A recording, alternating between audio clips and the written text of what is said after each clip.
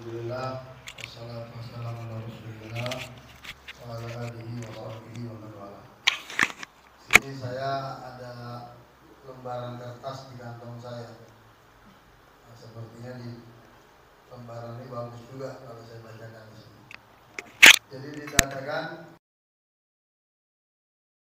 al-mubah wa umur dunya fil masjid. Apa hukumnya kita bicara di masjid? Kalau itu urusannya mubah, hukumnya apa? Dan kalau itu urusan dunia, hukumnya apa? Kita kan banyak suka tahu di masjid jangan ngomong, jangan bicara urusan dunia, hukumnya haram. Nggak boleh kita ketawa, nggak boleh kita bercanda di masjid, haram. Nah ini ya. Dikatakan wa yajuzu at-tahadduts bil hadits al-mubahi wa bi umuri dunya wa ghairiha min al-mubahat wa in hasala fi dhihkun wa nahu ma dama mubahan. Hukumnya ya, dibolehkan kita berbicara di masjid itu selama pembicaraan itu urusannya mubah. Mubah itu kita melakukan sesuatu dengan baca bismillah itu ala sawa, sama. Seperti pulpen di kantong saya.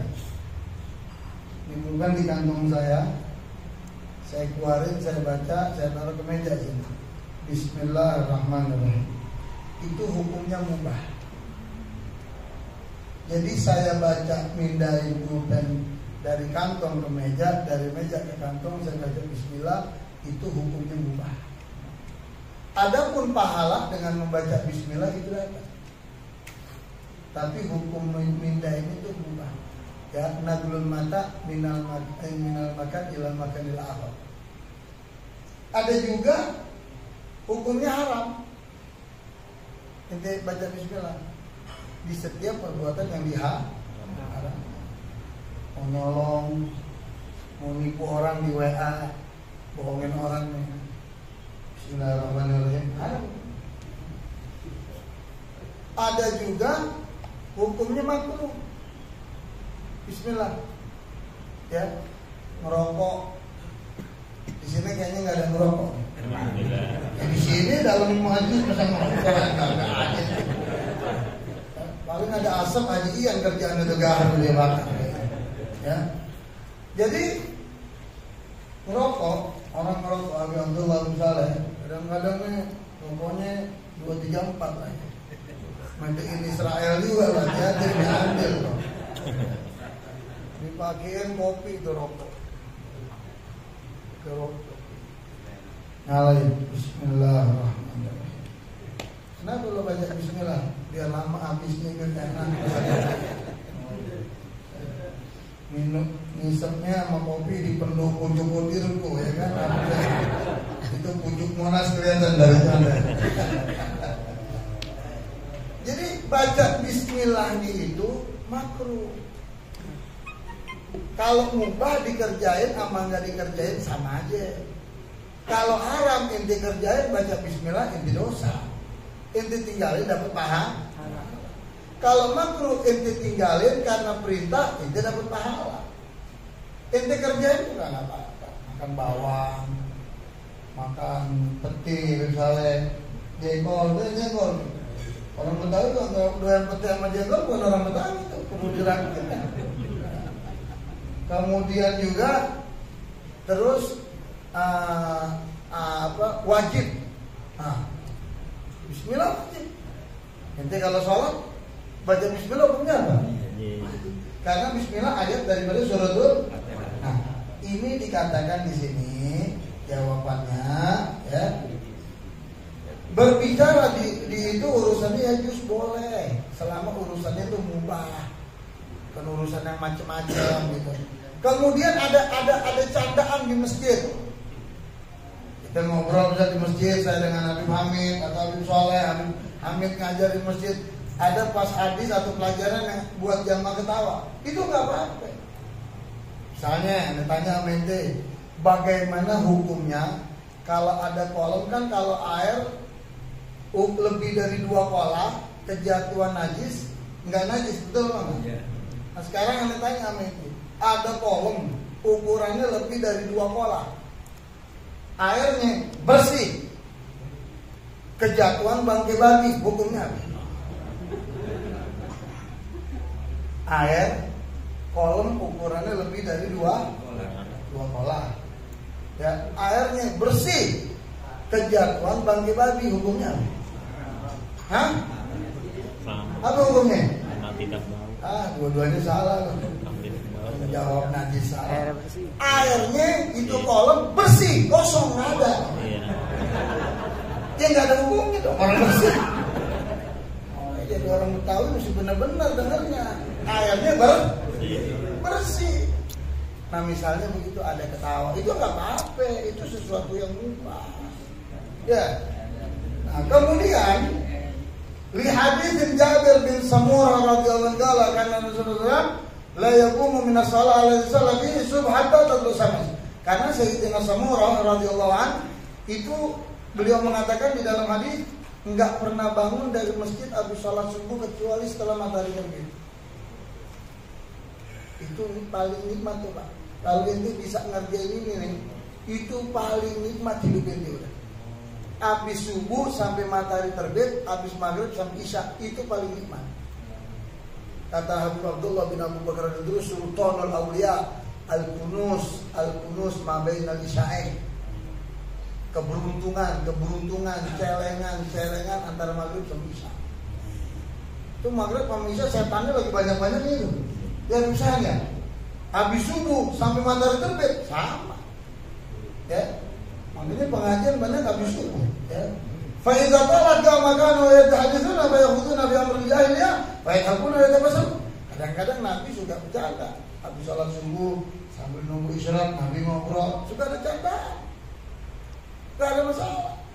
Kadang orang jahiliyah dulu ngerjain apa diceritain.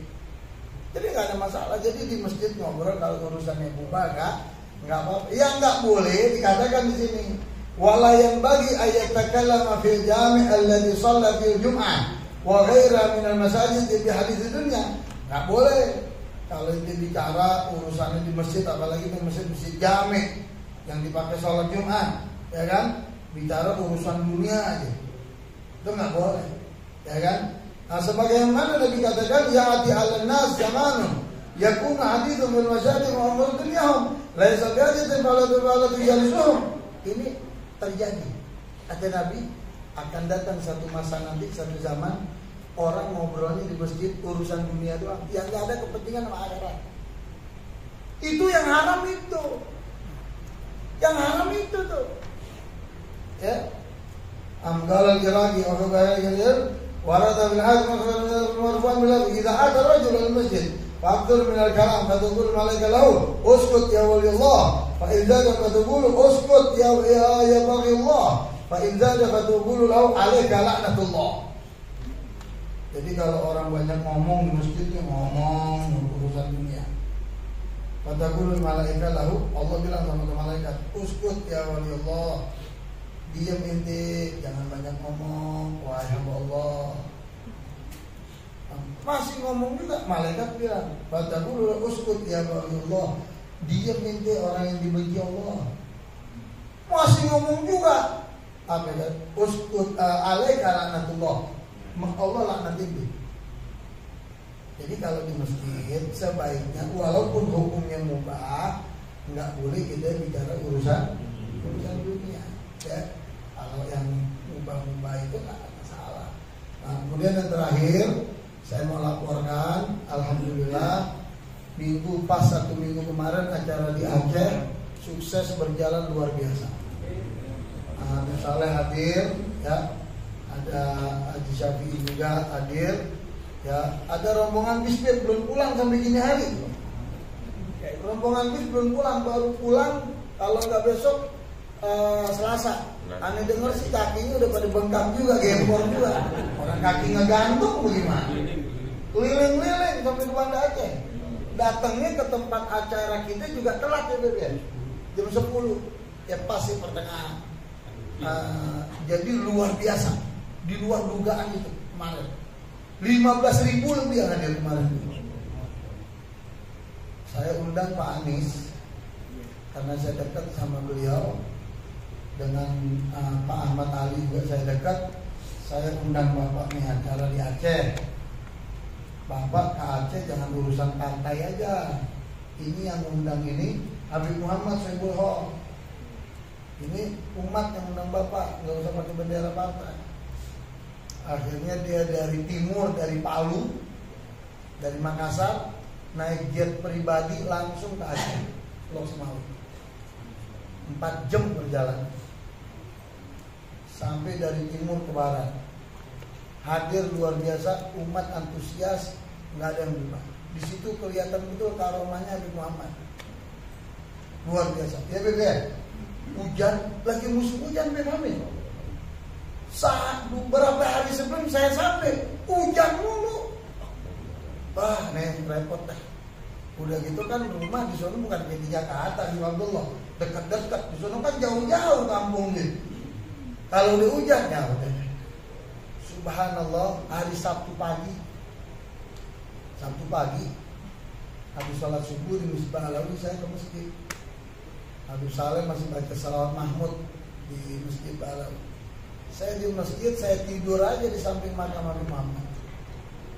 Saya tidur, sebelum saya tidur saya bilang, ya, Bah, ini mau acara besok, ini hujan mulu. Kalau besok hujan terus, itu depan rumah masih banjir. Banjir, orang mau dari masjid ke rumah ini double, repot.